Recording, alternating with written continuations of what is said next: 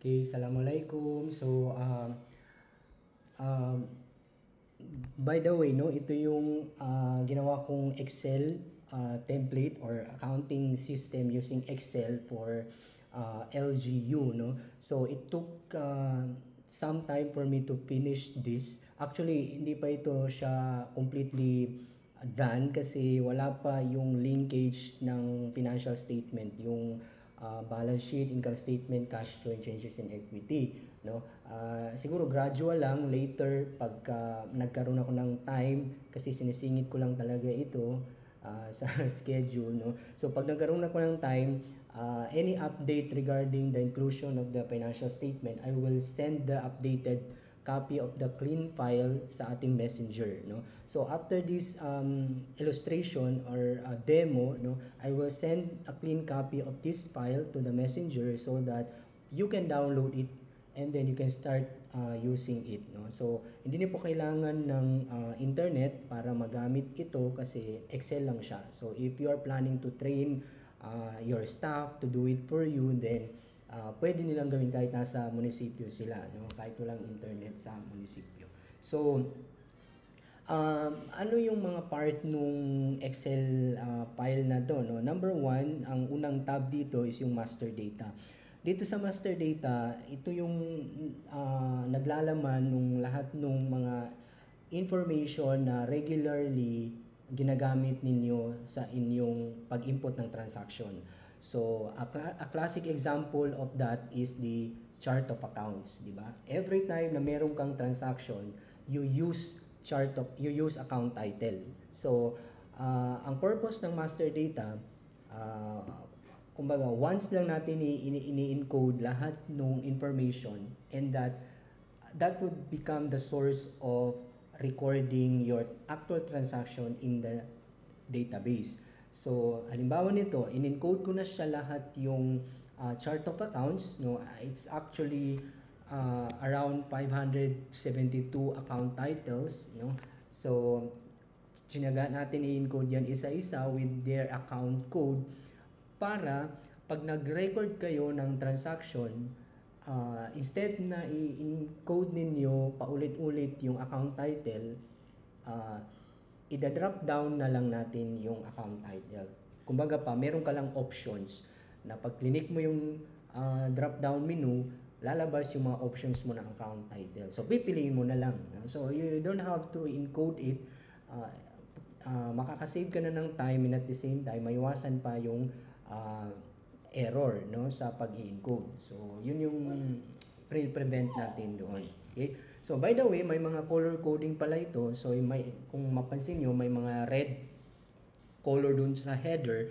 Ibig sabihin, pag naka-red yan, huwag nyo na pong galawin yan kasi okay na yan. Completely done na po yan for you. No? So, kompleto na yung chart of accounts from asset to expenses. So, wala na po kayong gagalawin dyan essentially. So, kompleto na yan. Yung classification, yung 3 layer, actually 4 layers of classification from the major classification like asset, liability, equity, income, expense, then down to the very specific account title, no. So ito na yun siya, no. So yun, then another is ayun. So paano ba natin ito magagamit yung master data pagdating sa recording ng ating actual transaction? By the way, hindi niyo po nire-record dito sa master data yung actual transaction niyo. Dito niyo po i-record sa database yung actual transaction. No? So, dito sa database, by the way, sabihin ko na yung laman niya. Number 1, meron kang column for JEB number. No? Meron ka rin column for JEB date. Then, transaction type. Ang transaction type mo, no, naka-drop down menu siya. So, it's either, tatlo lang yan, it's either cash receipts, disbursement, or non-cash or adjusting entry. No? So, tatlo lang. Diyan lang umiikot yung type of transaction. So, ano yung source ng tatlo na to na nandito? Dito sa yung master data. So, yun yung use ng master data. Dito yan siya sa type of transaction. Ito yun. So, nandito na receipts, disbursement, and non-cash or adjusting entry. So, instead na i-encode mo pa manually like receipts, so magkaroon ka pa ng error sa pag-encode. So, drop down na lang. Total, paulit-ulit naman yung ganyang transaction. Next is yung fund. So, you have yung GF, SEF, and TF. No? So, ang source niyan sa master data rin. Ito yon nandito. Okay? So, next is yung reference. So, it's depende sa transaction. Kung ang transaction mo ay cash receipts, so maaaring ang reference mo ay yung RCD number. No? Or kung disbursement naman yan, maaaring ang reference mo yung check number. No? Or kung liquidation yan, so kung may control number ka ng liquidation, pwede mo lagyan ng liquidation number. And then, yung reference date niya, depende. No? Kung cash receipts yan, yung date ng RCD. Kung disbursement, yung date ng cheque. Kung liquidation, yung date ng liquidation. And then, DV number. No? Applicable lang itong DV number kung ang transaction mo ay disbursement. Otherwise, kung ang transaction mo ay cash receipts, hindi mo na po i-fill up yung column ng DV. No? And then, DV date, ganun din. Ano yung DV date? No? Next is yung bank account. So, ang naka-default yan siya na ganyan. Kayo po yung mag-customize nito. So, para mag-customize ito, ma-update ito, doon kayo mag-update sa master data. So, dito, naka-yellow siya kasi ibig sabihin pag naka-yellow, kayo po yung mag-i-input nung laman niya.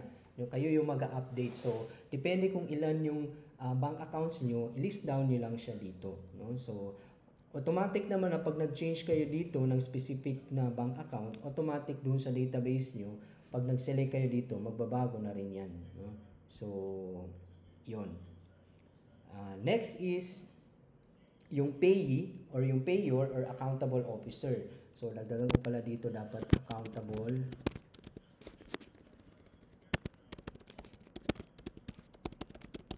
officer or employee. Yan.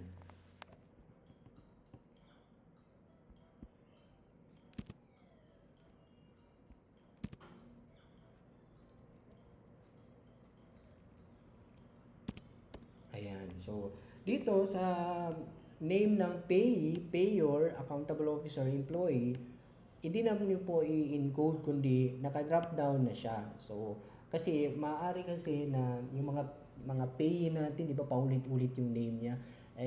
Since paulit-ulit naman siya, instead na i-encode mo pa ulit, i-drop down mo na lang siya para select mo lang yung name niya. So, hindi ka po mag-encode dito. Para ma-update mo yung list ng payee mo, dito ka mag-update sa master data. Dito, yan. So, i-update nyo rin po yan. So, lahat ng employees nyo, ideally, basta involved sila sa mga transaction, financial transaction, ilagay mo na siya dito. Supplier, ganun din, no? And then, yung accountable officer, yung mga collector. So, ano yung mga address nila, yung TIN number, no? So, bakit kailangan pa natin malaman yung address and TIN number? Kasi, later, pag nag-print tayo ng DB, di ba may column, may portion doon na payee, tapos may address and TIN number. So, dito po yung source nung ano na yon, yung information na po ilalagay mo doon sa DV regarding address and TIN, dito po yung source niya sa master data. Kaya early on, before pa tayo mag-establish ng or mag-record ng actual transaction, na establish mo na yung mga possible na name of payee, their address and TIN number. Okay? So, yun. I-update mo na lang yan. Then, particulars, this is something na you have to encode. No? So, madali lang naman yan. No? Yung particular or yung explanation for the transaction. So, dapat specific naman siya. Hindi yung masyadong generic na payment of MOE. Hindi po ganun. No? So, dapat payment of training ba yan? Traveling ba yan? No? Or utilities ba yan? Or PS salary ba yan? No? Ganun siya. And then, next is yung major account title. No? So, dito sa major account title, naglagay tayo ng major account kasi ayaw naman natin na pagdating dito sa specific account title, lahat ng account titles lalabas. So, sobrang haba po kasi niyan, 500 plus. So, para ma-filter or ma-narrow down yung number of account titles na kailangan mong pagpilian sa specific account title, kailangan ma-classify muna natin yung major account na involved. So, halimbawa, kung cash ba yan, investment, receivable, etc. So, yan. Kompleto na yan hanggang non-cash expenses. So, halimbawa, non-cash expenses. So, ang lalabas lang sa choices mo, hindi na lalabas dyan yung cash in bank. Lalabas lang, mananarrow down yung choices mo sa mga specific account title under the non-cash expenses na major account. So, yan na siya. Depreciation, impairment, no? Grants for concessionary loans, etc. No? So, pag binago ko naman to, let's say, cash naman, magbabago din yung choices mo. Diba? So, ganun siya. Next is yung amount. No? So, you just indicate yung amount, kung magkano yung transaction amount. No? Then, budget classification, applicable lang to kung let's say mga disbursements o kung PS ba yan, MOE, kasi eventually, later, kung gusto mo mag-generate ng report na nakaklasify yung transaction according to this classification, madali na lang po siyang i-generate. Kasi sa database mo, na tag mo na kung ano yung particular classification. So, yun. And then, yung cash flow category, ito naman, fill up mo lang kung merong account na involved na ang cash in bank or cash. So, kung wala naman, you just leave it blank, no? So, dito, ang nakalagay dito, itatanungin ka na muna kung ano yung particular part of the cash flow statement. Operating ba yan, investing, and financing.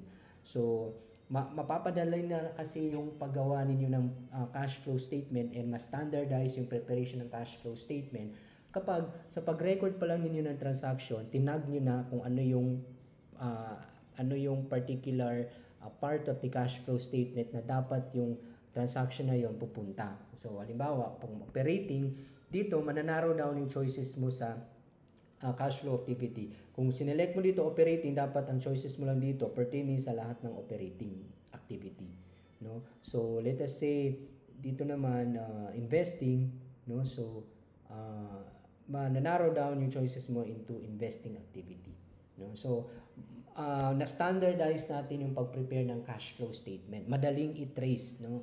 Kung ano yung mga transaction na kung saan from cash flow, madali mo siyang matrace sa ledger mo kung, okay, tama, no? Tama yung pag-classify na sa report ng transaction na yun. So, yan lang po. Meron actually dito mga naka-hide, pero bakit ko siya hinide? Kasi hindi na naman ito i-fill up, no? Naka-yellow din siya to indicate na wala na kayong gagawin dito kasi automatic na rin ito na filled out, no? So, halimbawa, account code, then yung credit or debit and credit. Kasi dito, pag nag-record pala kayo ng transaction, once na ang amount ay debit, dapat positive. So let us say nag-debit ka ng isang account tapos ang amount is 100,000. So positive yan. So automatic mag-indicate siya dito ng debit. Kapag ka nag-credit ka naman, dapat lagyan mo ng negative muna. So negative 100,000 para ilagay niya dito na credit, no? Para kumbaga ma-maintain pa rin yung equality of debit and credit. Para later pag nag-prepare tayo ng trial balance, equal pa rin yung trial balance natin. So yun yung workaround natin dito, no? So delete ko muna yan. Okay, so i-hide ko na to. Ay, by the way, caution pala, wag kayong halimbawa, nag-record na kayo ng transaction 1 to 10, pero bigla nyo na-realize na incomplete pala kasi hindi nyo na-record yung number 7. So, gusto nyo mag-insert in between. Huwag nyo pong gagawin yun. Mas maganda na after na ng 10, i-record nyo kaysa mag-insert kayo. Kasi, pag nag-insert po kayo ng row dyan, ma-alter yung formula dito. Kasi, yung formula na yan hanggang sa baba, naka-copy-paste na yan. So, once na nag-insert kayo, in between, hindi na, magiging blanco yung row na yun ng pertaining dito sa mga column na to. So, kung hindi kayo masyadong familiar pa sa use nito, hindi baka makaligtaan yung i-copy paste yung formula doon sa row na in-insert nyo. So, para safe kayo, once na meron kayo nakaligtaan, okay lang kahit hindi in chronological order, doon nyo lang ilagay sa pinaka last record, no? Na kaysa yung mag-insert kayo kasi madi-distort po yung mga formula na ginawa natin. So, i-hide ko na to. Okay. So, yun po yung master data natin, no? So, pag na-update nyo po yung mga naka-yellow dito na tab, ideally, palati itong naka-hide or naka-close para para at least hindi natin accidentally ma-alter or ma-distort or ma-delete yung information dito. So, once na na-send ko po ito at dinownload nyo, ang una niyo pong gagawin, i-update po itong mga nakayelo kung ano yung specific na pertaining sa inyong LGU. So, once na na-update nyo, so i-hide nyo lang po yan parati, ganyan, no, para at least hindi na siya masyadong magalaw kasi hindi ka naman doon most of the time magre-record dito ka sa database magre-record. Okay, so yun. So now, no, so let's try to have a sample transaction. So ideally dapat lahat nung column dito, lalo na kung applicable yung transaction, i-fill up, no. Kung hindi naman applicable, then that's the time na i-blanko natin. So let us say we have a transaction, we have JEB number say 2023-0-11 na lang kay November na ngayon, -00 say 001. So ang date niya, let us say November 28, 2023, no? Transaction type, let us say disbursement. No? So fund, let us say general fund. Kailangan talaga i-completely filled up ito, no?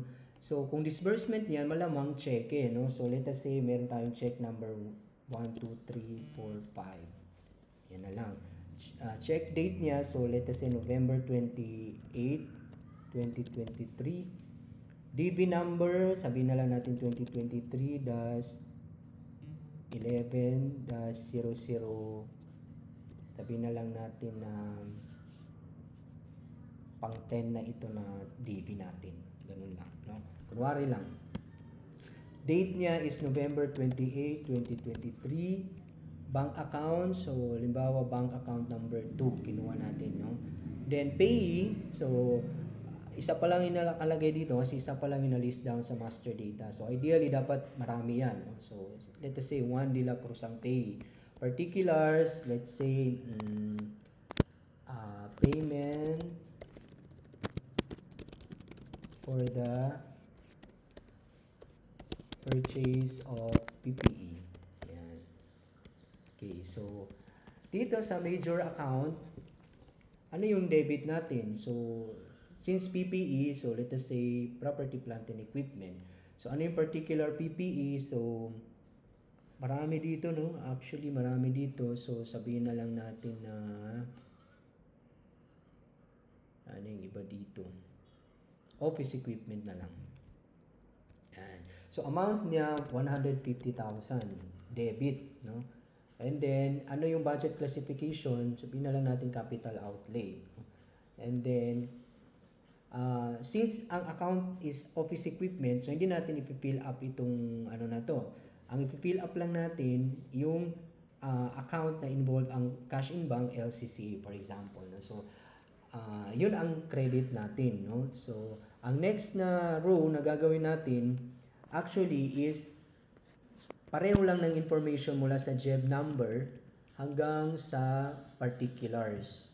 Diyan, hanggang sa particulars. Is the same mo na yan, copy mo lang yan, no? Don't leave it blank, okay?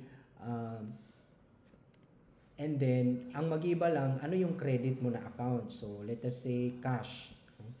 So, say cash in bank, LCCA. Yan. So, ito na yung sinasabi ko, pag credit, dapat may negative. So, negative 150 para ma-indicate na credit siya. Okay? So, ilagay mo si capital outlay. Then dito na, indicate mo kung ano yung particular cash flow activity kasi involved is cash in bank LCCA. So since payment of equipment or PPE, so that is investing, no? So anong particular investing activity yan? So meron ka dito, inflow, outflow. So since payment ito, outflow, then purchase of PPE, so ito yan, malamang yan, no? So yan siya. So, tapos na yung record mo, no? Ganun lang siya kadali.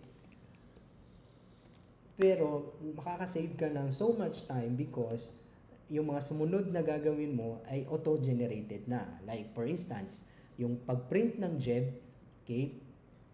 Ang gagawin mo dito sa pag-print ng JEB, ang una mong select yung JEB number. So, meron man yan dito, JEB number. Ayan. JEB number. Ayan. Tapos, ang next na filter mo yung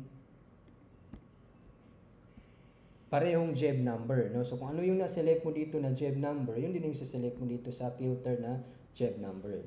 So you can click, after that, you can click outside of this, anywhere outside, makikita mo na nag-populate yung mga information na mula doon sa database na in-encode mo.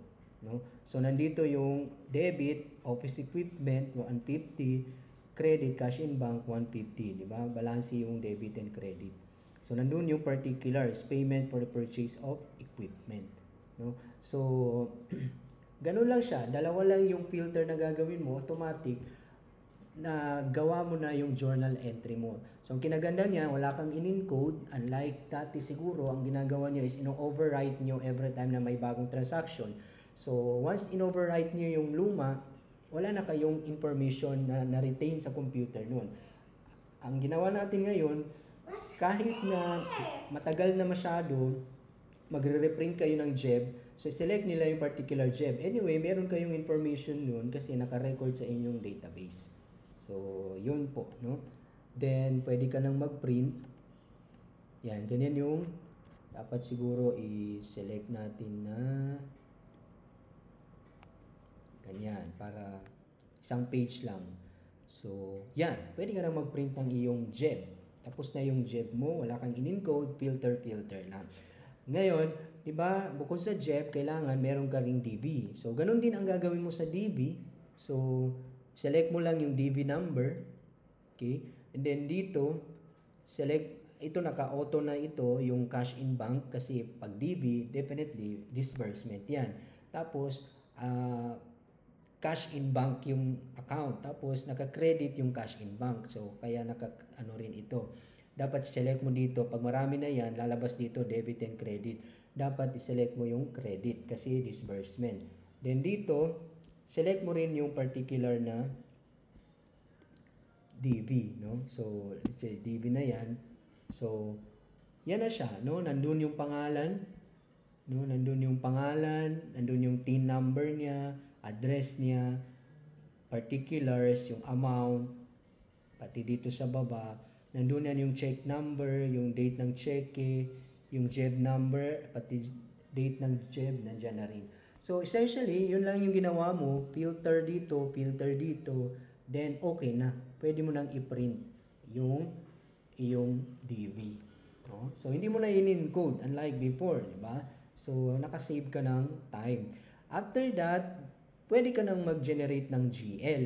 No? So, dito sa GL, pwede mong i-select yung fund, pwedeng GF, or kung gusto mo lahat, halimbawa kasi maaaring ang GL mo, isang account composed of various funds. So, pwede rin naman yun. Or kung gusto mo na very specific, ang GL mo about cash in bank ay pertaining lang sa GF or general fund, pwede rin. No?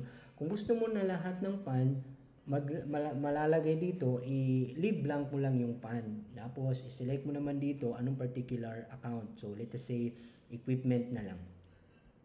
Ayan. So, after that, dito naman, select mo, since all funds, so wag mo nang i-filter yung fund dito. Ang i-filter mo lang yung account title, no? So, say account title is office equipment. Kasi kung ano yung account title dito, yun din yung isi-select mo na account title dito, office equipment.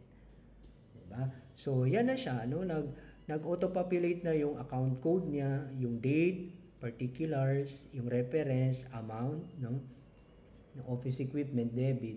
So, yan na, yung GL. What if baguhin ko, no? It's say, instead na office equipment, yung cash in bank. Updated na rin yung cash in bank mo. No? Pero ito, i-update mo yan. Dapat cash in bank. Yan. So, huwag mong kaligtaan i-update ito. Dapat pareho ito at saka yung pinilter mo dito. So, yan. So, credit yung cash, di ba? Kasi cash in bank payment. So, maganda sana kung marami ng transaction, makita mo na marami na ring list dito ng transaction mo. So, kung ilan, halimbawa 500 account titles yan, tapos lahat may transaction ka, you see kung ano yung time na na-save mo.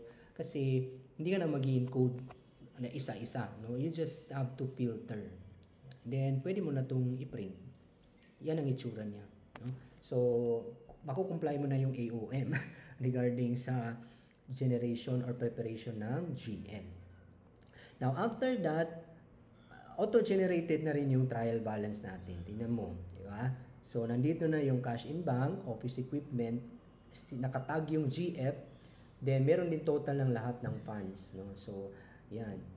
So, balance yan, debit, credit, no? Yan. So, ganun lang siya, no? So, madadagdagan pa ito kapag nagawa na natin yung financial statement, no?